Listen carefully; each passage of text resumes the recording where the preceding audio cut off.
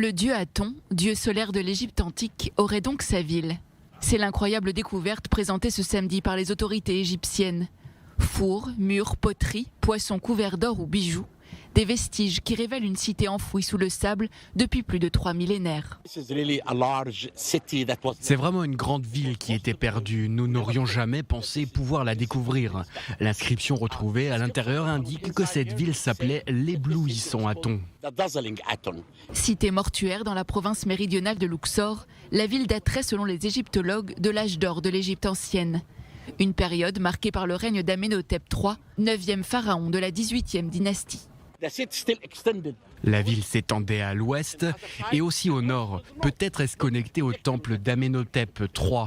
Je pense vraiment, comme d'autres égyptologues l'ont affirmé, que cette cité est la plus importante découverte après la tombe de Toutankhamon à l'ouest de Luxor. Les archéologues nettoient et recollent les morceaux d'une ville littéralement extraite hors du sol.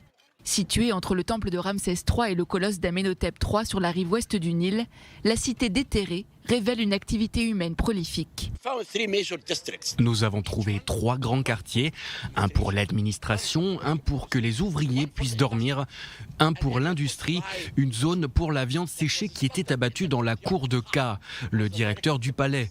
Et nous savons le nom du boucher et la quantité de viande. Une fois que les murs de la vieille ville sont apparus pendant les fouilles, nous avons commencé à entrer pièce par pièce. Nous avons trouvé une momie, des anneaux et de la poterie. La plus grande quantité de poterie que nous ayons jamais trouvée dans toute l'Égypte. En plus d'être un trésor d'histoire, cette découverte est une aubaine pour le tourisme culturel en Égypte, en grande souffrance depuis la crise sanitaire liée au coronavirus.